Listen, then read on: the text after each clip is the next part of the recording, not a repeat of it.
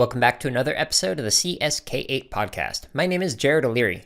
In this week's interview, I speak with Gail Lovely. In our conversation, we talk about navigating appropriate behavior with digital technologies, some considerations for early and pre-readers, how to respond to concerns about screen time with young kids, some metaphors of education as playgrounds and playpens, thinking through learning computer science and coding through literacy, as well as many other topics.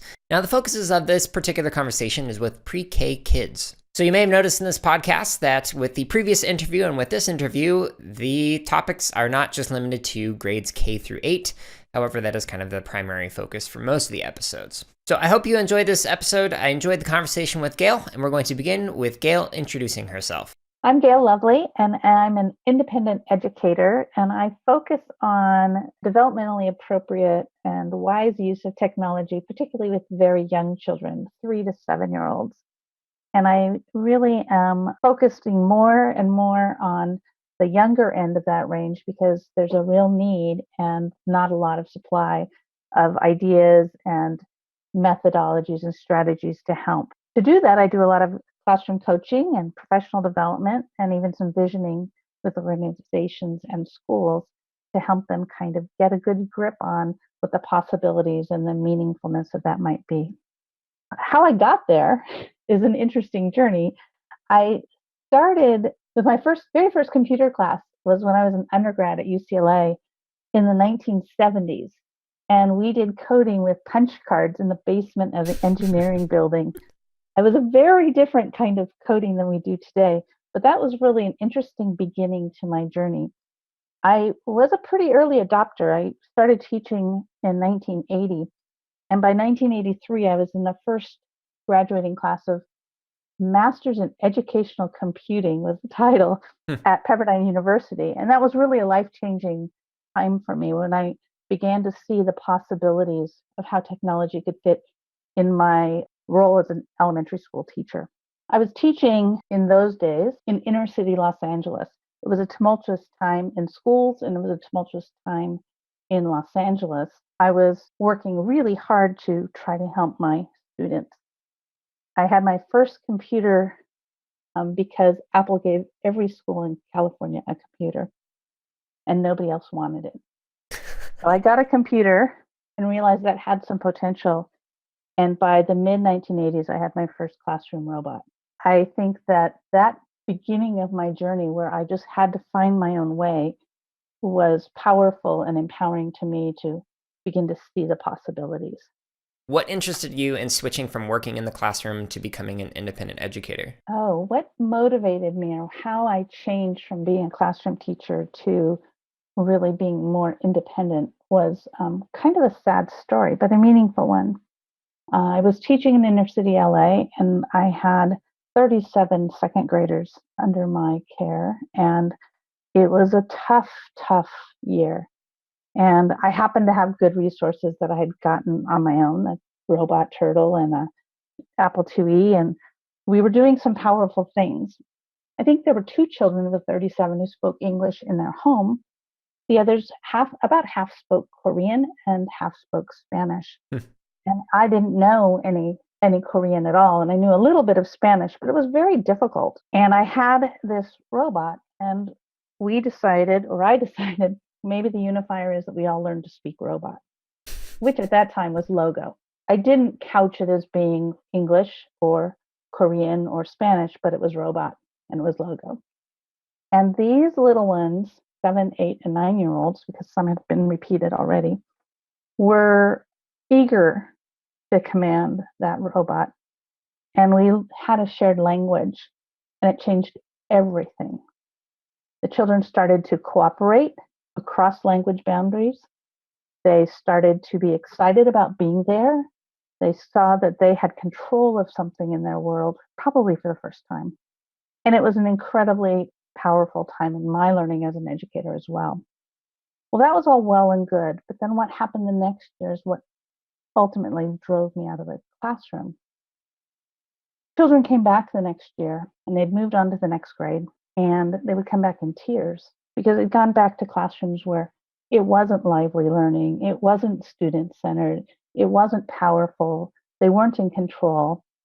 and they knew that there was another way, and they were very upset.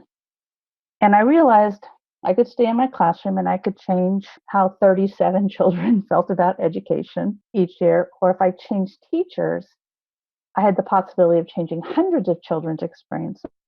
Yep. And though I knew I would miss the kids, I decided that was what I needed to do. And it was a heartbreaking decision.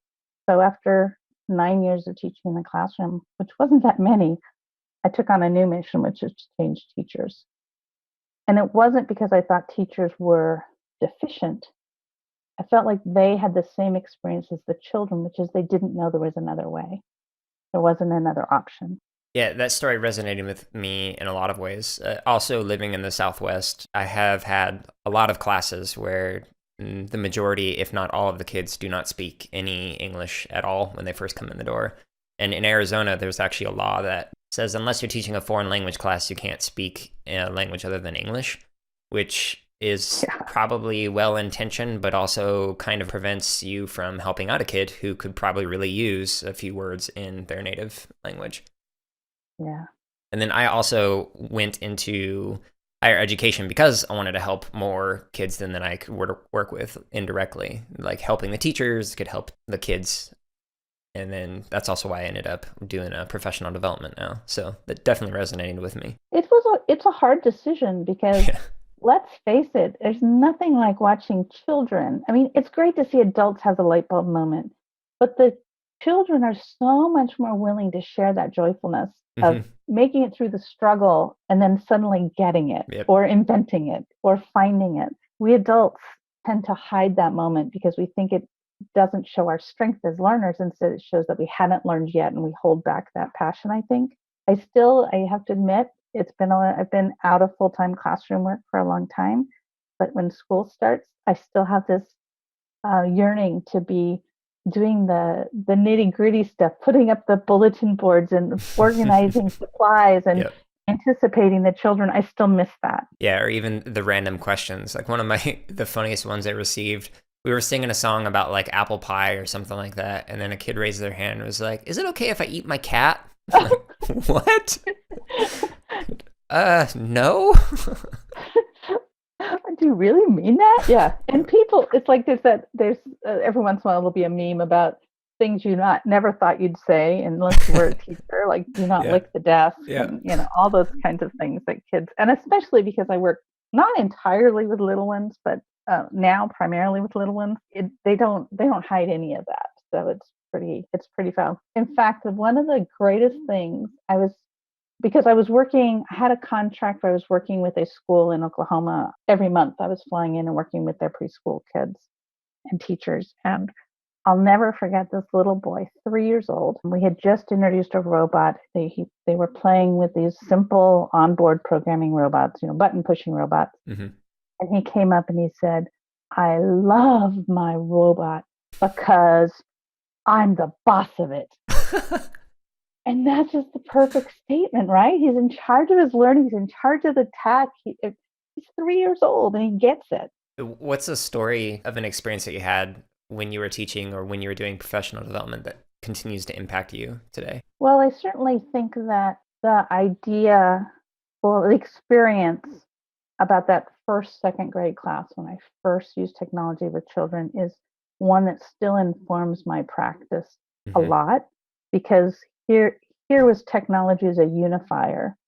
This very diverse group of human beings were brought together by the technology. And I think in today's world, where so often we hear about technology as a divider, I think it's really important to remember the alternative possibility, which can be a great unifier. Yep. And it wasn't long after that happened that there was a young parent who came to a parent workshop I did.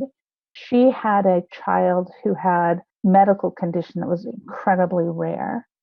We were able to find another family with a child with a similar condition, and those children, well, they were 12-year-olds, were able to find someone like them. And I've never forgotten that either, which is, it's important to be able to cross those kinds of perceived or real barriers, but also to find others who are similar. When I started teaching, I felt like I was alone. Like I was the only one working as hard as I was. I was the only one trying these things. I was the only one taking risks. Yep. And I do think in today's technology world, there's a lot more opportunity to reach out and find others if you choose to. I mean, there's Twitter and there's Facebook and there's lots of other tools that can help you find people who are having the same struggles or having different struggles that you can help. And I think that those are powerful things to remember based on past experiences for me. Yeah, I know a lot of special area teachers, as in like teachers who specialize in a specific content area, and they're the only teacher in that school that does that content area. There's sometimes this disconnect where it's like, okay, I'm the only one who does this, and they just feel isolated. And using some kind of a platform, whether it's like ISTE's platform or going on to CSTA's groups or a hashtag or whatever, connecting with other educators through that, it can really help with that isolated or that feeling of being isolated. Right. And I think if we model that, then our students also find that as well, which is there are people out there who can support whatever it is you're needing, and that can be to the detriment or the advantage. And it's our role as the adults in the system to help kids make good choices about how they use that. That connectivity and that unification or the possibility of that to me still inspires a lot of my work. Yeah, in an interview that's going to release before this with John Stapleton, we talked about how some districts have a tendency to kind of like block the ability to access those communities. So if there's commenting abilities from outsiders, so from people outside of the district, then there's this tendency to be like, no, we don't want that. Kids might receive an inappropriate comment or things like that. But I really think instead of preventing that kind of connection building and collaboration outside of a district, we should really kind of just take a digital citizenship approach and go, okay, if we run into this kind of content that's not school appropriate, how do we handle that? Because it's going to happen whether we want it to or not at some point when they leave the school. And if we can prepare them to deal with that, then that can potentially help down the road. Oh, I totally agree with you, Jared. I think it's really important to not make it such a safe place that we don't know how to cope when we leave the safe place. Right. And so I think that starts with the very youngest. I mean, one of the things we do with even 3-year-olds is the digital camera on a device is such a powerful tool because it freezes a moment that they can then talk about it or reflect on it in their 3 or 4-year-old way. And that we teach children as young as 3 that when their job is to take a picture of their friend, does your picture show your friend in the right way? And so it's the conversation that happens next is to show the picture to your friend and have a conversation if that's okay. Because who owns the picture is who's in the picture. And that's how we teach 3-year-olds. But that goes all the way back to your comment about older children and adults, about how you deal with those kinds of decisions and how you share, and that you don't take the picture that has the side of the friend's head when you really want to show their face. Those kinds of things seem very minute, but with 3-year-olds, that's where we start. It's simple things like that. And I think that helps to build the understanding and the culture towards the bigger issues that you're talking about, which is, how do you protect gentle minds and beings, and how do you help them to not be the ones who are doing the hurting? Yeah, and I imagine right now an administrator might be listening to this and just going, yeah, but you don't have to deal with the parents who get irate with me. And I get that. I understand that. But in the long run, I still think it's better to engage in those conversations rather than kind of pat all of the walls and furniture and make sure nobody gets hurt. Yeah, I agree. But I think we also need to teach what to do when something makes them feel icky. Yeah. For lack of a better word. And so what should they do if they see something that makes them feel uncomfortable? And it isn't just walk away, it's to let an adult know and then walk away. Yep. Because we want to know if there's something really awful getting through whatever firewalls or whatever protective mechanisms, if there are some in place. We also want them to know that they should tell someone. And so we start with that. And so I think there are some things we can do to bring kids up with good problem solving. And I do understand. I am a parent. My kids are now grown, but I do understand the want to protect them from all the ugliness in the world. Right. But I think they also need to be prepared to know what to do when it does happen. It's like we teach our kids to look both ways and hold our hands crossing the street, right? But at some point, they're going to cross the street without us. That's why we teach them to look both ways and not just hold our hand. right? Because if they can't cross until they're holding our hand, then they can only go where we let them go. But if we teach them, you have to look both ways, you've got to get a green light at the crosswalk, and we hold hands because you're little, then eventually they have those other skills as well. That was golden. That was awesome. Oh, thanks. Yeah, really good. Well, let's be clear. The easiest way when you're overwhelmed as a parent or as an educator is to lock the doors, bar the windows, and keep the boat going straight. And the truth is, the messiness is the important part. Yeah. It's a whole nother conversation, but the pushing down of curriculum and the amount of pressure on people to do more and more and more and have more and more roles pushes out the feeling of permission and freedom to explore. Yeah, and I think interestingly, almost every guest has mentioned that the messiness and how school tends to suppress that creativity and whatnot. At least they've talked about it in some way. It seems to be a recurring theme. Well, and frankly, it's not a new theme. It's just more obvious. So the more integrative, project-based, student-centered I was, the more the children were engaged. And the more they're engaged, they're learning. And by providing good learning options, good projects, good ideas, better the learning was. But I still try to find ways to make that work in today's world, which is much more stringent and much less autonomy for teachers, but within the context of this very heavily loaded standards-based curricula that we see everywhere. I think there's still room for being messy and doing projects. And I think that's one of the hopes that I have for the not too distant future, is that somehow the pendulum will swing a little bit back. And I think that technology and computer science and computational thinking and the things we're doing with technology give us a little bit of wiggle room. And I think that maker spaces, which are really what we were doing in our own classrooms in the old days, are part of giving that permission to be messy and nonlinear. And I think that there's great hope that we're coming back around to seeing that kind of learning has a role within a structure, because let's be clear, there are things that need to be taught and things that need to be learned so that we don't have unequal education for some. And I think that there's room for both.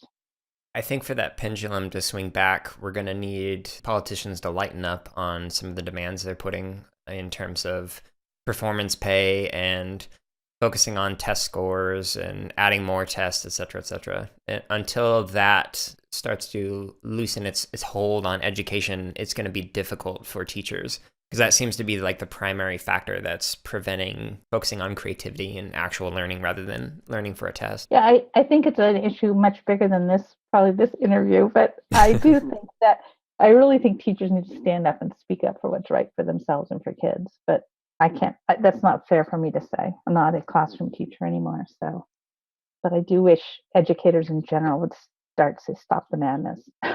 I mean, they are with in Arizona, they had the Red for Ed, and there were thousands of teachers, if I remember correctly, who were marching at the Capitol. So teachers in Oklahoma were protesting.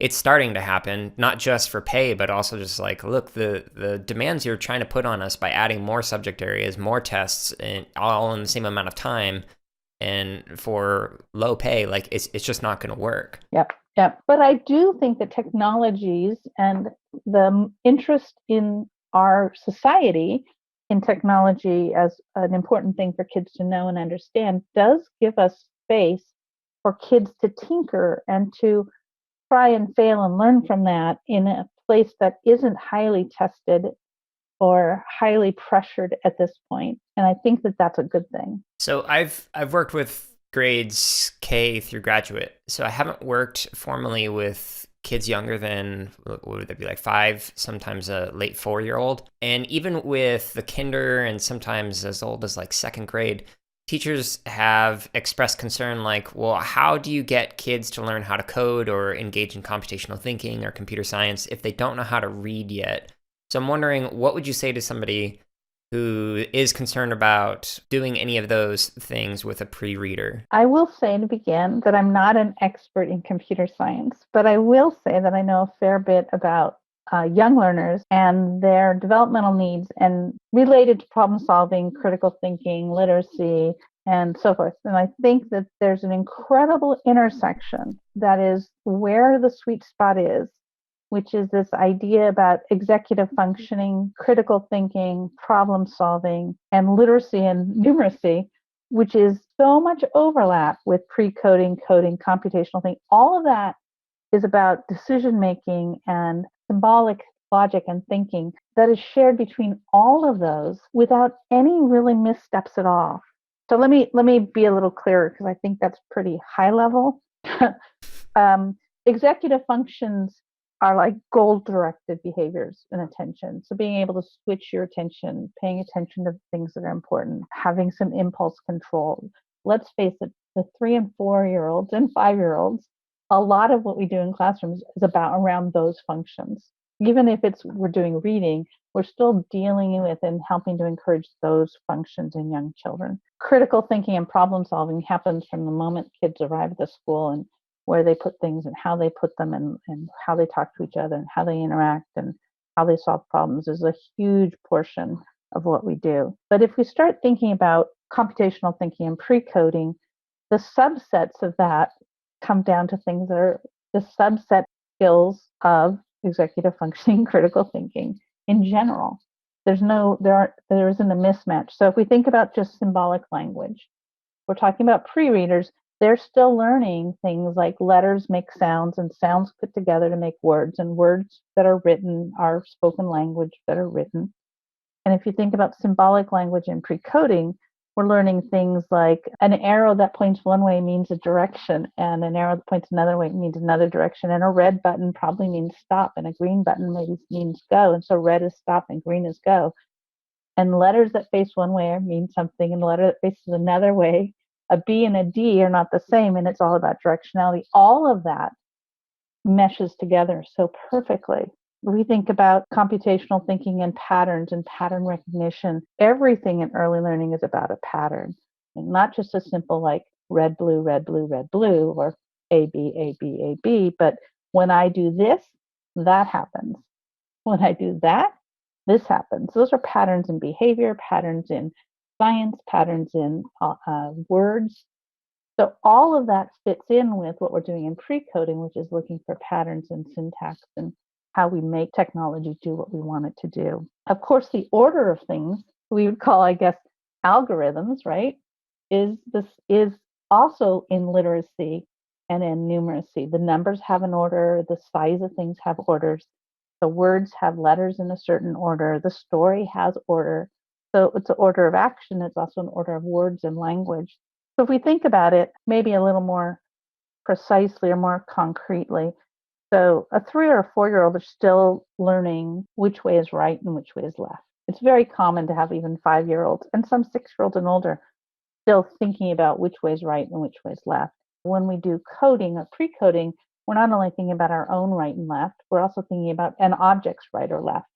The robot, as an example, right and left. That's seeing something from someone else's perspective or something else's perspective isn't only about directionality, but it's about point of view, which is what we're teaching in literacy, or the way the numbers are, which we're teaching in numeracy. Children that young may not yet grasp one-to-one correspondence. You've seen this even if you don't work with young children, that children can count to 10, but they have no idea what 7 means. They just know to pair with these phrases or these sounds. Right. But if we're going to move the bot from here to there, and it has to move we think it's going to take a certain number of steps, which is great math skill, we're going to have to know that one-to-one correspondence. I have to push the button 4 times to go 4 steps. The 4 now means something, literally, not figuratively. So we begin to see how that ties in. And then also, certainly in a direct programmable robot, there is this idea about consequences and actions, and that is a big part of what we're doing in so many other things. So I see this really tight fit. It's not a stretch at all. If we step it up one step a little bit older and we look at something like, say, Scratch Junior. Scratch Junior's blocks are color-coded as if they're parts of speech. There are action blocks, those are verbs. There are things like shrink and grow, adjectives, or speed, adjectives. And we have nouns, which are the characters, and we have a setting, which is the screen. It's exactly what we're teaching in how sentences work. So we really can see those connections so clearly. For me, it makes a whole lot of sense, and it's not about adding something, but it's giving a new tool to practice and learn and explore the things that we value already with young children in teaching and learning. Right. And the tools that you've mentioned use like icons or symbols rather than words when engaging in the programming language, which is great for pre-readers and even kids who are learning English. Correct. And so while in my first robot classroom experience, we used a written language logo, so you had to type FD to go forward. For some of the children I was working with, those were simply symbols. F and D together meant move forward. It was no different than using an arrow. But it's true that a lot of the best tools, in my opinion, for early learning in technology, the technologies or the tools themselves are language free in that they don't have English symbols on them. They don't have Spanish symbols on them. They are simply symbolic tools. So they have arrows or color codes or whatever. And most of the ones that we use with the very youngest learners don't have any screens at all either. So they're directly programmed by the bot themselves. And so speaking of screens, how do you respond to parents who are concerned about screen time? Two ways. I think the parents need to take a moment and pause and think about which screens are their children using, where are they using them, and what are they using them for. I wrote a book a few years ago that's now out of print called Using an iPad with Your Preschooler, which was written particularly to help parents understand that they could do more with a tablet or a phone than hand their child videos to watch passively, but that there were a lot of other opportunities. And I think that we still see a lot of this passive use of technology with young children. I will say the most egregious use of that I ever saw was children in strollers at Disney World watching videos.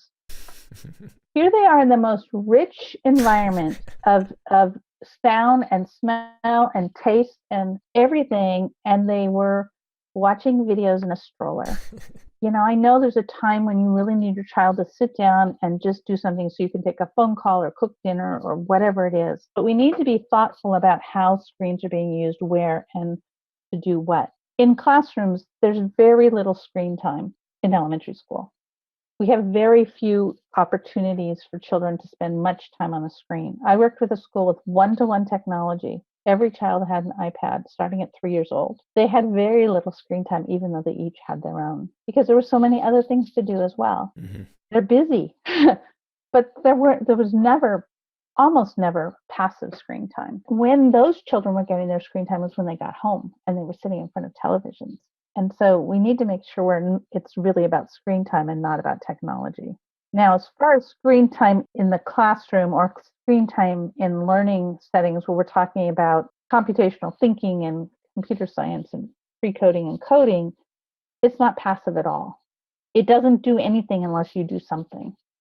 And so it forces engagement or it does nothing. I mean, if you've got a bot and you're not pushing buttons, it's just going to sit there, and if you're looking at the screen to program it and you don't put anything in, it's not going to move. In this part of technology use, the screen is almost never passive. I do think there's another warning here, and that's about how the interaction is. I don't know if you know Marina Baer's book, Coding as a Playground. Mm-mm. I highly recommend it. She talks about technology use as playpens and playgrounds.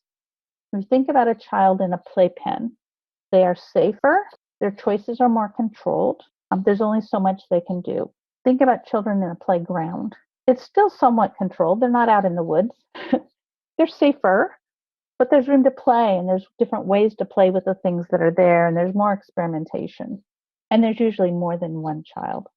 So there's collaboration, cooperation, communication.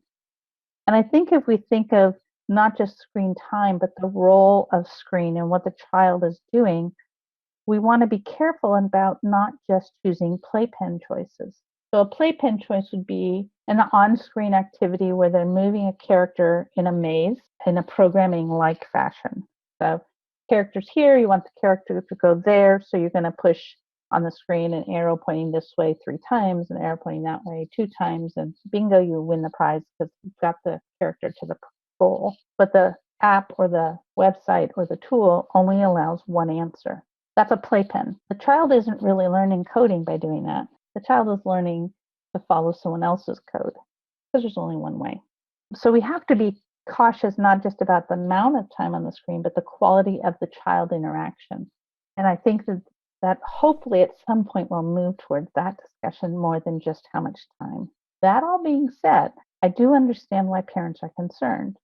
And parents are concerned because they see how children use screens at home. And we have not done a very good job of helping them see how screens can be used at school. In education, we don't have enough time to market to parents all the good things that happen in our classrooms because we're already too busy. But I think the more we begin to show the things children can do and are doing, then the power changes and parents see another possibility. I'd like to say something more about trying we talked a little bit about, or I talked a little bit about literacy and numeracy and how those overlap. Mm-hmm. But I think it's important to also talk a little bit about using technology with young learners doesn't have to be a separate time. It can be part of what they're already doing. Mm-hmm. We have certain structures we see a lot in early childhood. The teachers have circle time with all the children. There's no reason that technology can't be part of that. There's no reason why we can't share robotic time then. Children as young as 3 can do robots all by themselves. It doesn't always have to be the center of the teacher's attention. But I think that this integrating it and making it more normal is a powerful idea. It's not normal to us as adults. We didn't have technology like this when we were little learners, and we tend to teach the way we were taught or the opposite of the way we were taught, depending on if we had a good experience or a bad experience. Right. But I do think that it's important to think about, if I'm reading this story or we're learning about maps, that we can do maps with a robot and it makes sense. We want those opportunities, the cross-pollination of those two things to be purposeful, not just thematic. How do you help teachers find those connections? Because if they are asked to integrate, there's often this, how do I do it? I don't know what I'm supposed to do, because they haven't seen this pairing of technology in a classroom. Like you said, they might not have grown up with this access to these kind of devices. So they may not have seen ways that it could potentially look like in a classroom. It's a really good question and something to think about all the time, which is what are the entry points to using technology well in an already full environment? I think that one of those big entry points is counterintuitive in that I think literacy is the best entry point as opposed to STEM. And I'm not saying not STEM, I'm just saying STEM is a big push right now. Mm-hmm. And in early learning, if you don't have literacy, you don't have anything. There's nothing like using a bot to retell a story, to move physically along the path of the story, to have multiple bots be multiple characters and move in different ways. I've seen that with kids as young as 5 and 6. I think that literacy as an entry point to me is one of the highlights of possibilities, because literacy is also not just child created. It can be books that teachers are reading aloud that we're using as venues for technology. That can be powerful as well.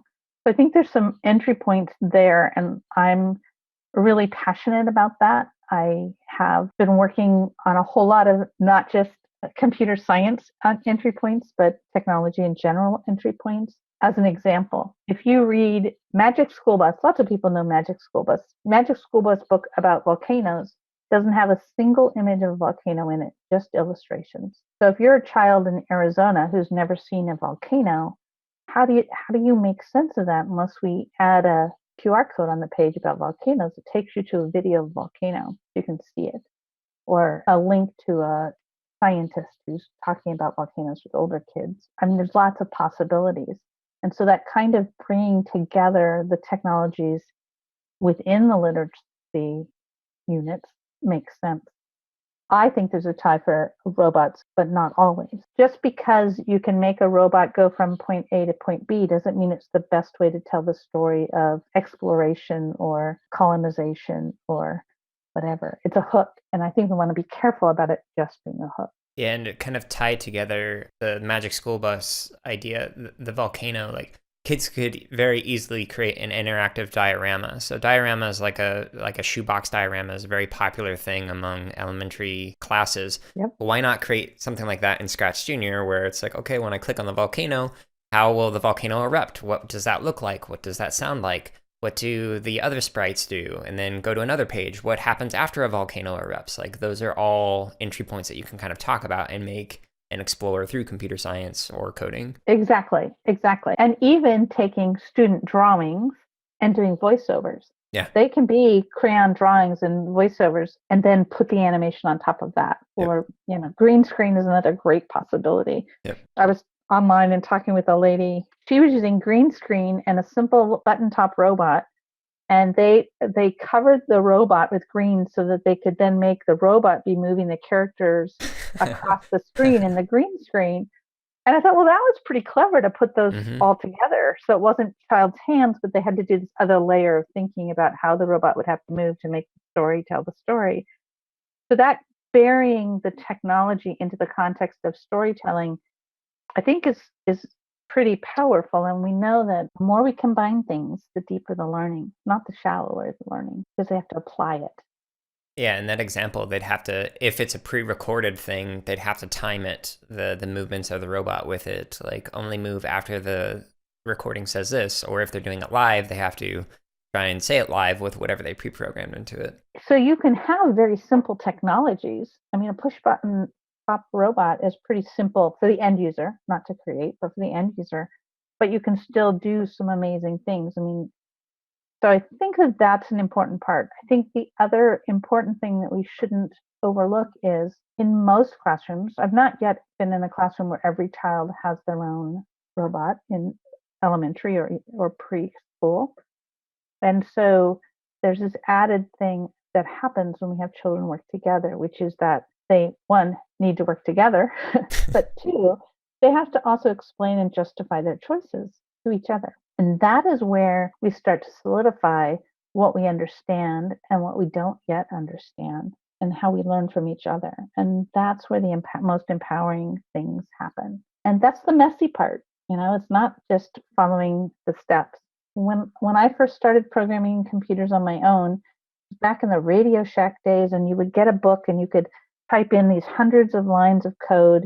And in the end, you would get a simple computer game where, artillery game where you could change the angle of the gun and the distance it would shoot, and you could knock out the brick wall or whatever it was. And we just would type pages and pages of code in.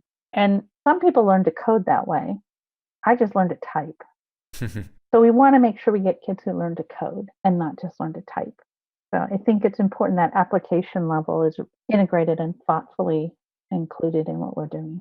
How do you help administrators kind of understand this approach if they haven't seen an integration of computational thinking or computer science, in terms of if it looks messy and they're used to like desks in rows and everybody quietly working on the exact same thing? How do you discuss this with an administrator who's just not used to that messy way of learning?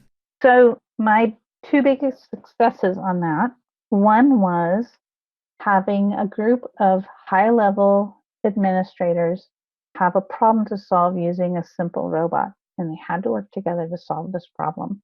I stepped back and took notes on things they were saying to each other. And when they were done, and they had finally been successful with whatever the task was, and we sat down and talked about the thinking they had to do. And I started on this whiteboard, and they started with like, oh yeah, we had to do angle, we had to estimate whatever this, and then I shared some of the things I had written down, which was collaboration words and cooperation words and encouraging words, and when it got quiet and they were all stumped and what happened next. And pretty soon we had filled this whole whiteboard. Yep. And they got it because they could see on the wall the things that the children would be doing that they valued beyond the technology piece. So I think that's part of it. I think the other thing that helps sometimes is for administrators and teachers to have time to share their fears, and so that those can be put back into context, and to also share where they feel a need. So I was working with a private school who had a specific kind of focus. They were private school because of this cultural focus that they had. And so my examples needed to make sure to leverage what was important to them, what they don't want to lose. And by using that as the basis, the leap forward was a much bigger leap than if I had just focused on the tech. So like everything else, if it's something important to you, then you're more able to integrate it into what's going on.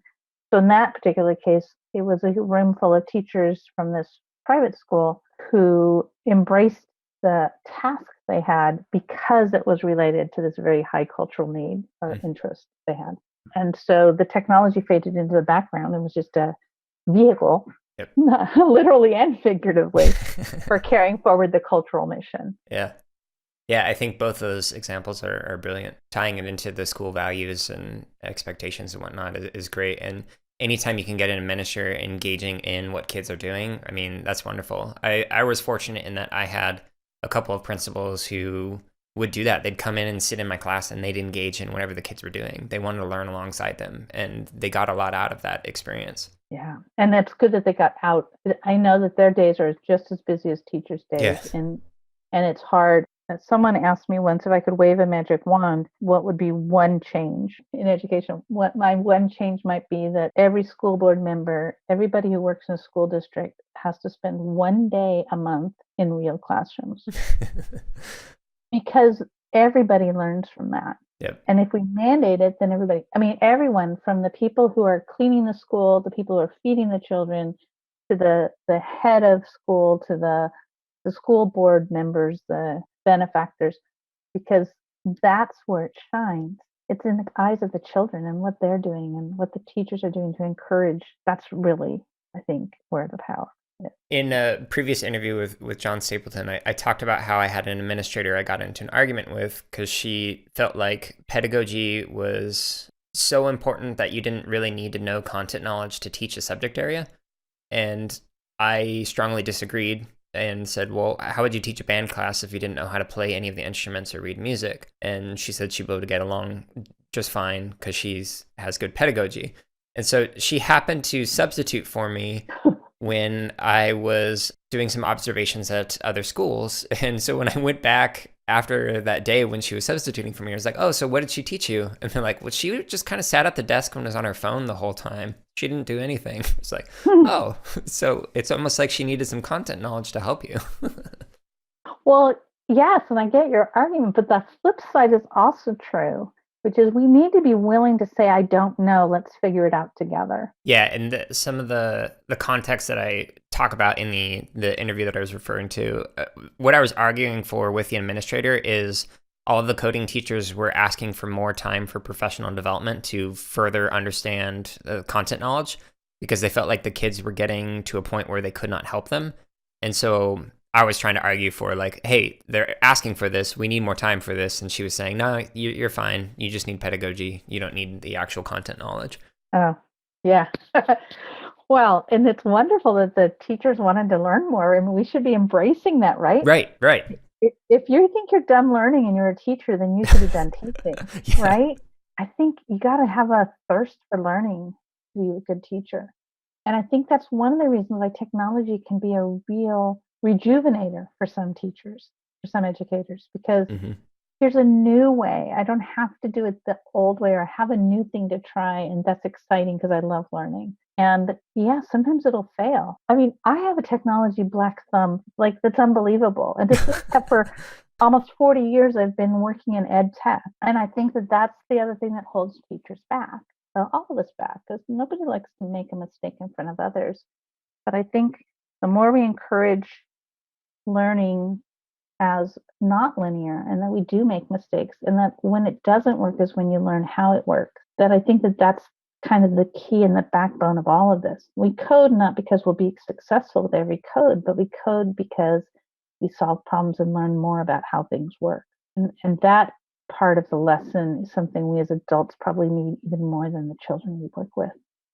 So what trends or changes in education excite you, and which ones are you kind of concerned or leery about? I think I'm leery about that continued push down of curriculum and content, and the test being the only way to measure success. I continue to feel like that is the number one negative driver in education today.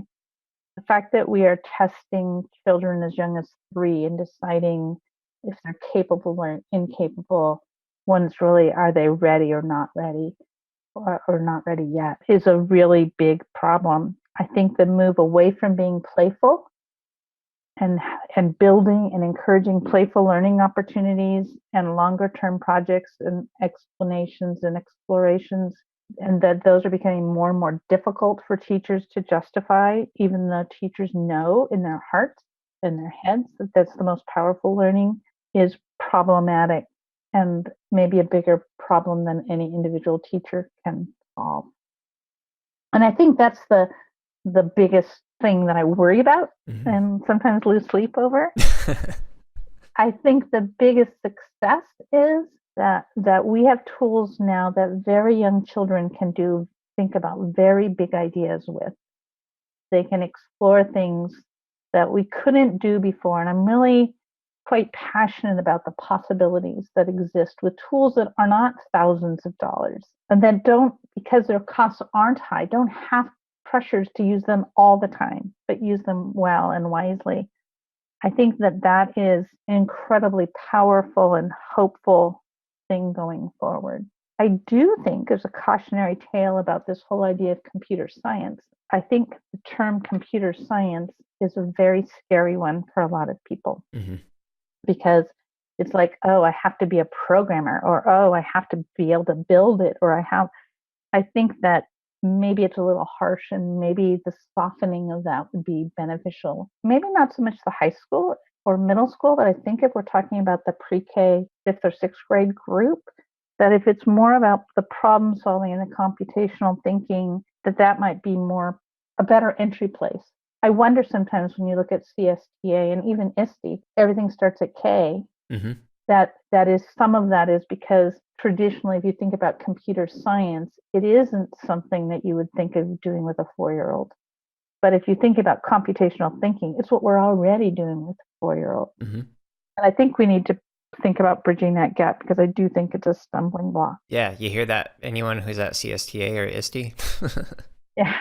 Well, I founded the ISTE Early Learning Network in, I think, 2012, and it remains the only age-based cross all technologies organization of ISTE. And because of that, we kind of struggle sometimes, but I'm hopeful. I continue to be hopeful that, like, by reaching out to you, we had this opportunity to talk about it, because I think people think, well, they're just babies, and they are just babies, but babies are learning what the world looks like. A 3 and 4-year-old who's in formal schooling, preschool or pre-K, is learning what education is.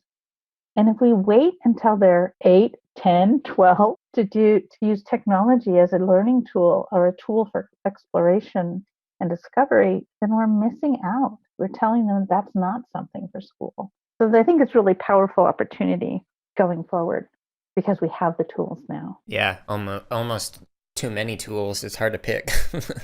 Exactly.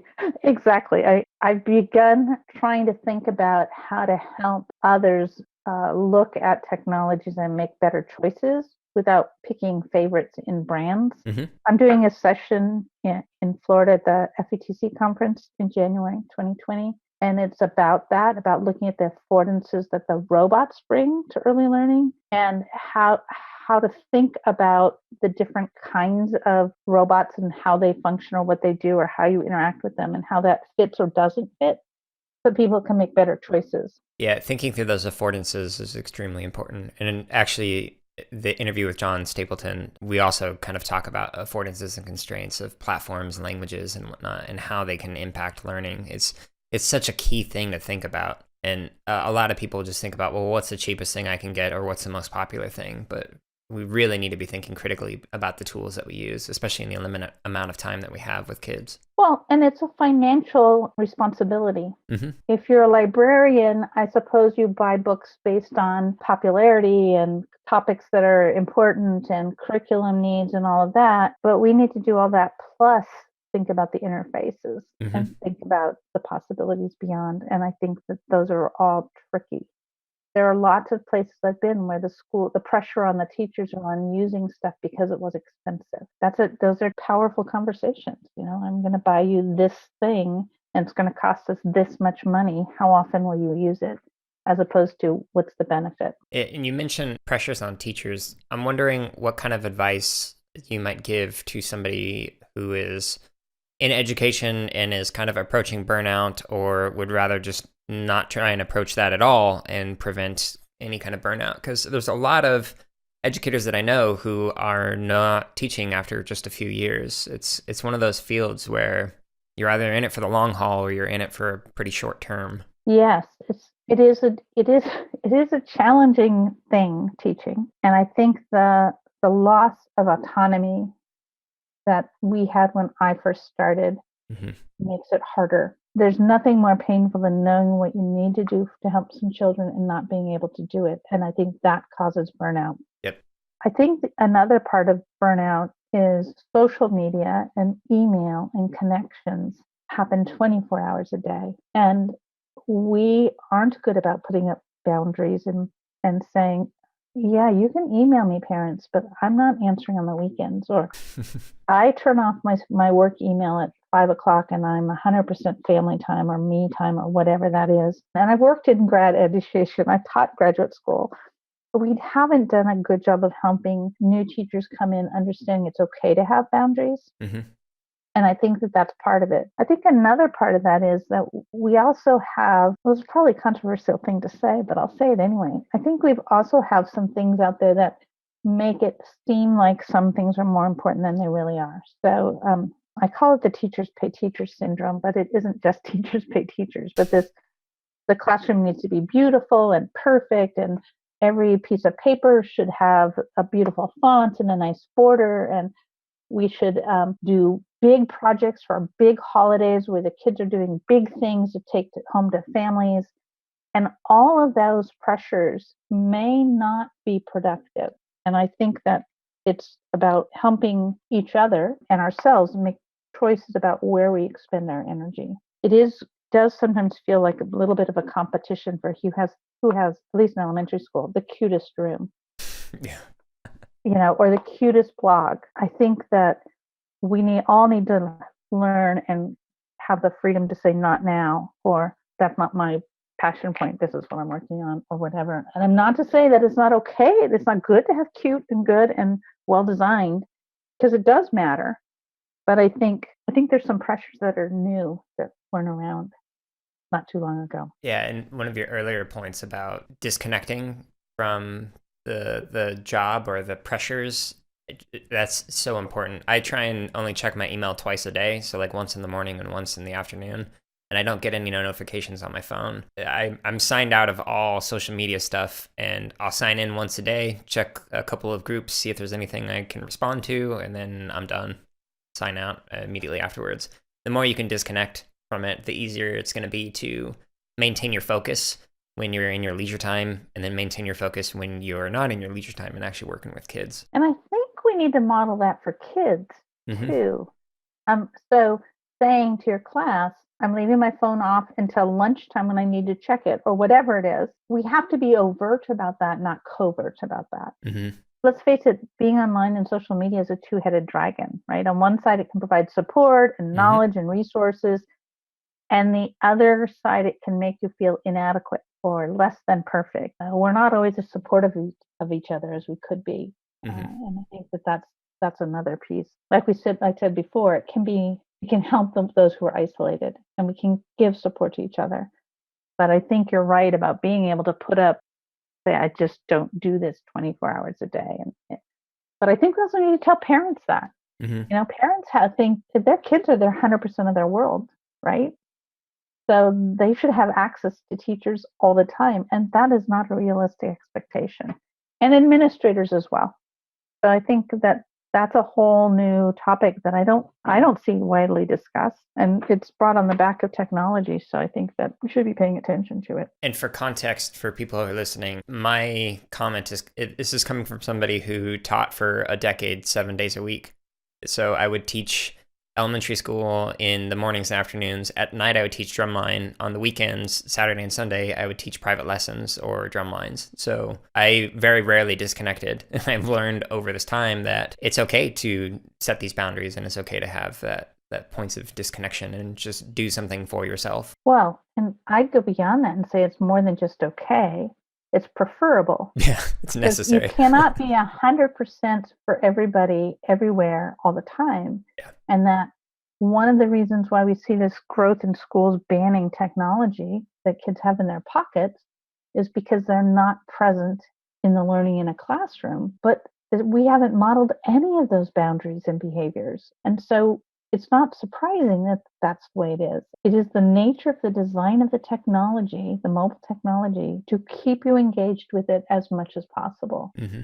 So we have to acknowledge that and make decisions. Now remember, I'm old school.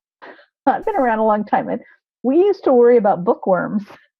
Kids who wouldn't engage because they always had their head in a book. And now, wouldn't that be awesome? We think that would be a really great thing if kids would be.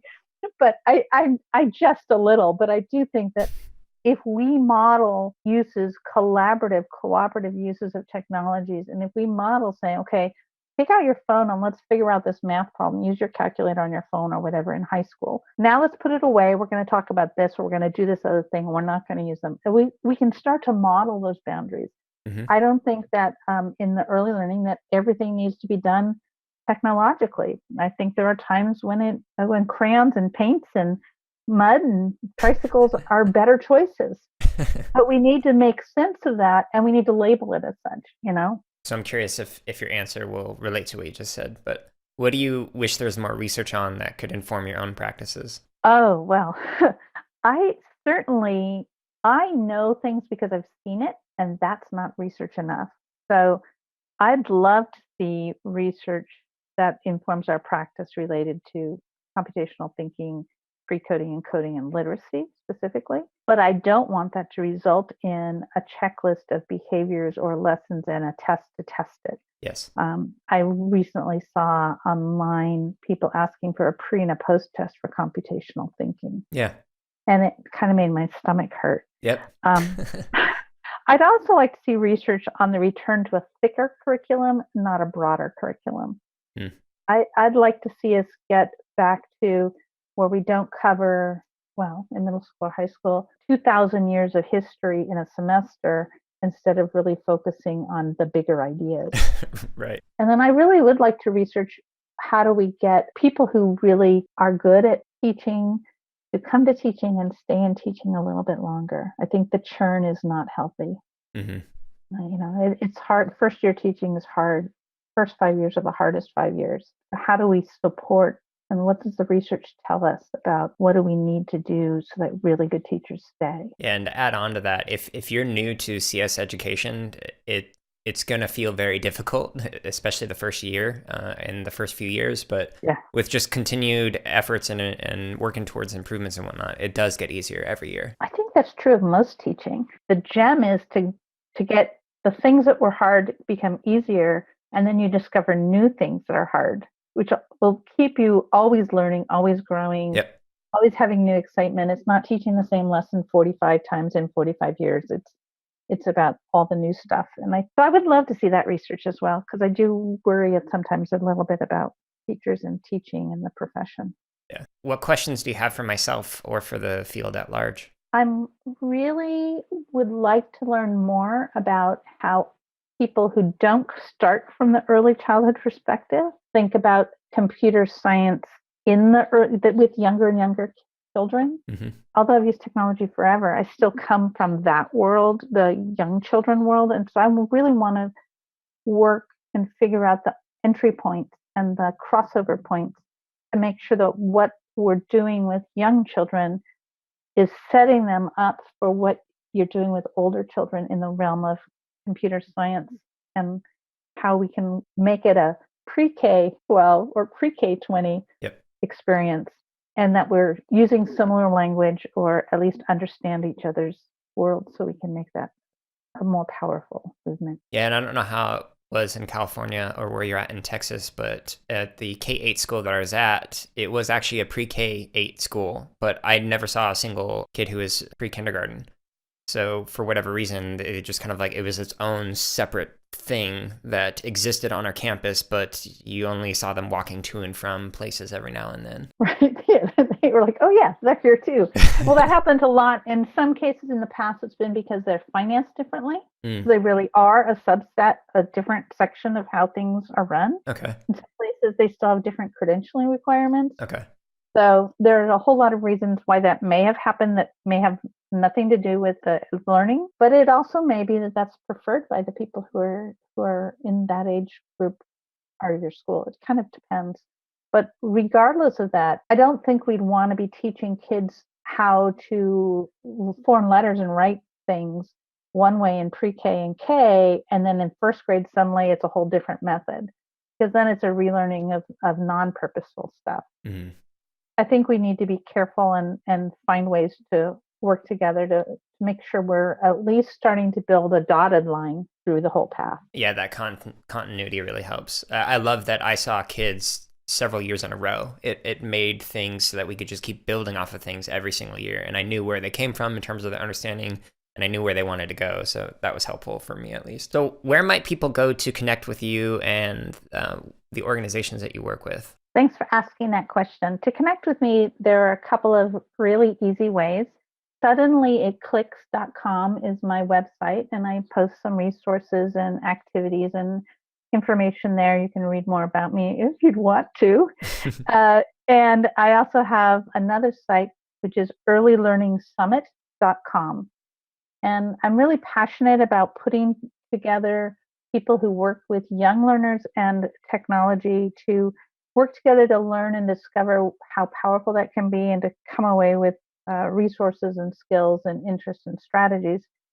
And that's why I have this Early Learning Summit website. That's where that comes from. In the near future, I'll be in Florida, in Miami, in preparation for the FETC conference, which is FETC.org. It's the Future of EdTech conference. The day before that conference starts, I'm having a one-day early learning tech summit, which will be for people who are interested in 3 to 7-year-olds and using technology in wise and wonderful, playful ways. And that'll be at the Miami Children's Museum. And you can find all about that on our Suddenly It Clicks or the earlylearningsummit.com websites. One more way you could find me is I do help lead for ISTE, the Early Learning Network, PLN.